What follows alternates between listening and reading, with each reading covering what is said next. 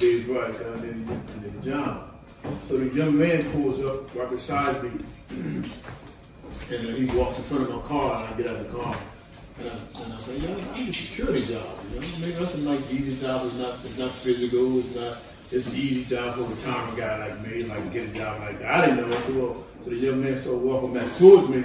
I said, sir, excuse me, I see you're the security officer. I said, you know you guys, your company hire anybody? He said, yeah, we need about 50 guards, you know. He said, here's my card, give me a call. And I'll call you. So I guess about 2 or 3 days later, I got a call about the guy that owned the company, and I said, hey, come on for an interview.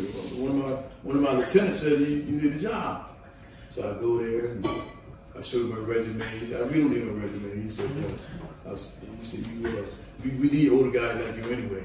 Do you want to work part-time?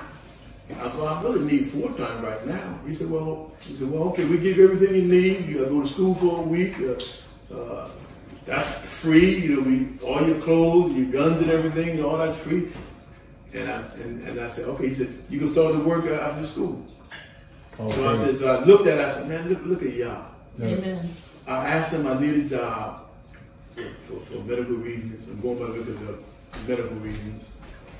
And he just provided all that for me. Amen. And I just thank him for that when you feel like he's not with you, he will show you that I'm with you, Robert. Amen. I'm right there for you. Amen. You need something, I'm Jehovah Jireh, Yahweh will provide for you. So I just thank him for that. I really share that no matter how you think or how you feel, just move in that faith.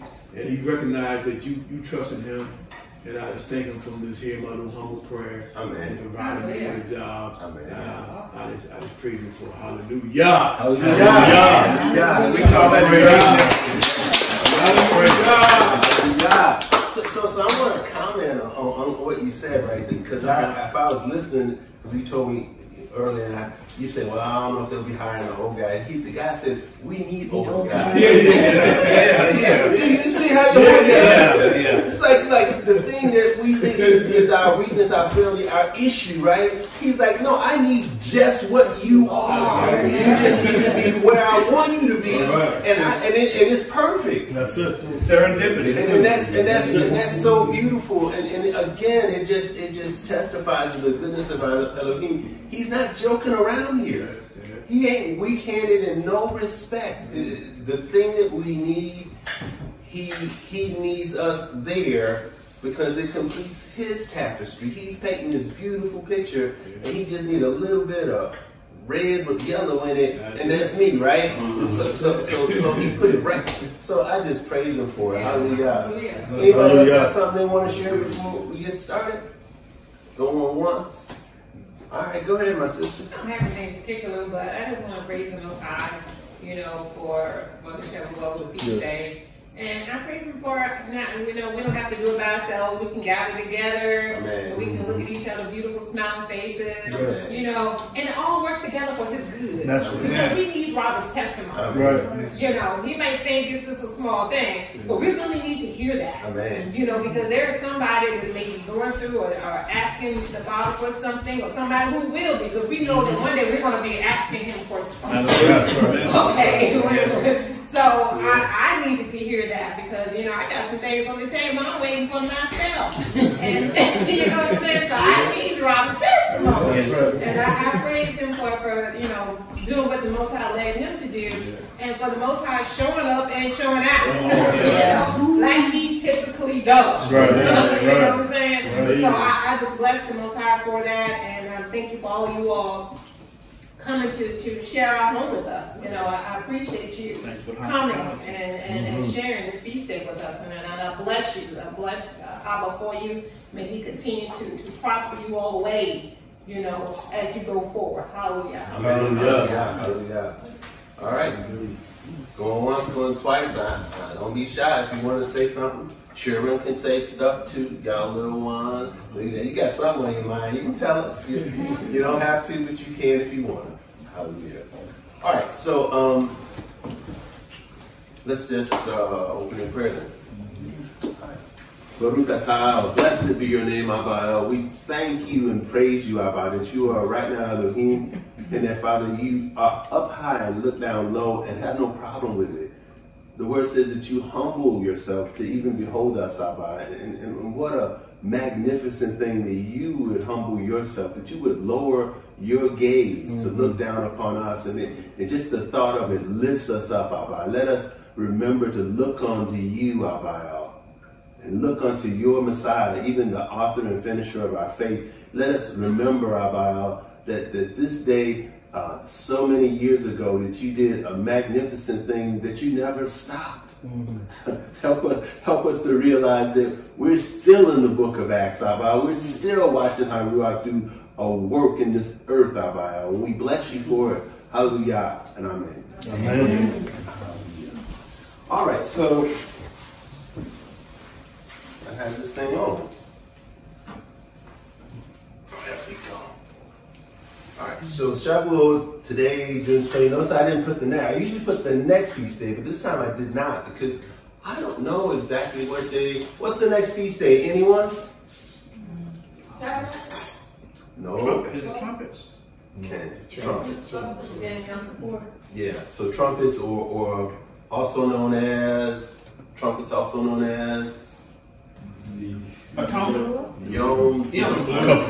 Yom. All right, we're gonna go through that stuff then. Yom Teruah. I just said that. Well, you should speak up because Yom Teruah. Okay. I'm sorry. But let me ask you this: what does Teruah mean? Because most people translate it or just say the Feast of Trumpets, but Teruah has got a broader meaning. It's the day of blast. It's the day of shouting. See, the reason the trumpets got substituted in there is because they're the loudest instrument you could kind of go thinking about, right? But it's the day of blast and shouting, and that's the next feast that's coming. And so, ready your heart for it. Probably fall somewhere in the early September range. By the way, I am posting our feast day calendar on my website, and so it's all the way up to date till now, but as I kind of get a better bead on when that will be, I will post it, and I'm going to start posting messages on there as well.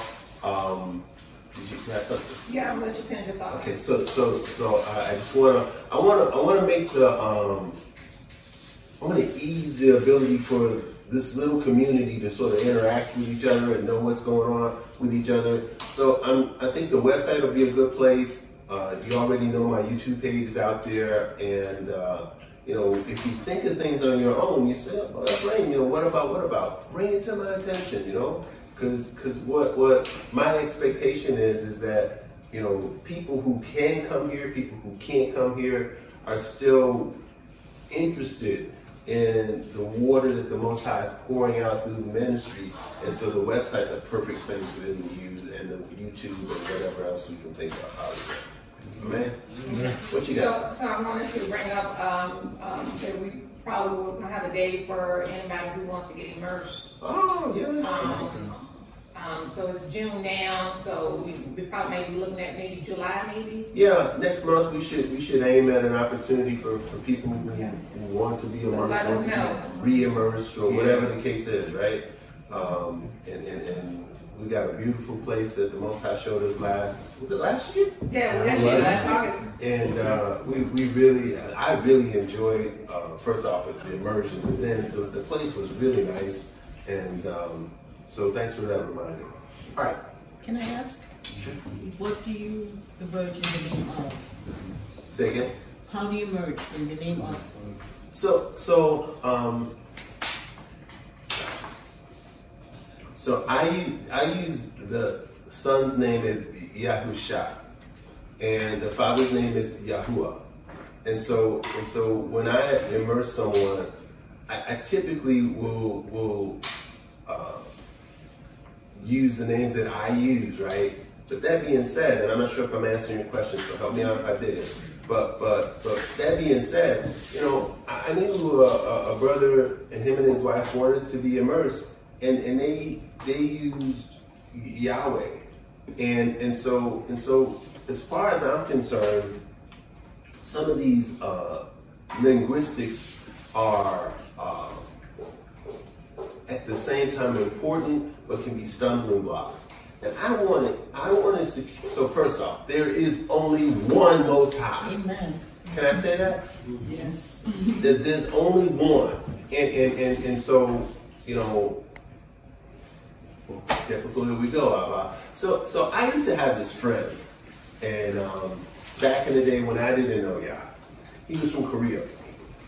And I don't know if you know, the Korean language doesn't have an L sound. And so anytime he was challenged with an English word that had an L in it, he had to struggle to try to say something, and you wouldn't understand him unless you realize that, oh, that's his version of L. Because all his L muscles were really weak because all his life he never worked it, right? And but when he called me, because my name is Gil Ephraim, he called me Gil, he says, Gil, and Gil, and he said it, and I always knew he was talking to me. And so I say this to say that Yahuwah always knows who's talking to him.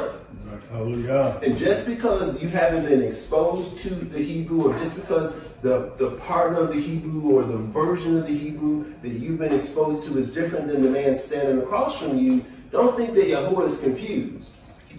And so this is one of those most, the Father's name is important to us, right? But at the same time, it's an opportunity for the enemy to start all manner of strife between people. There's a brother that's got a record out there. He says, you can't eat with me if you don't say Ahaya.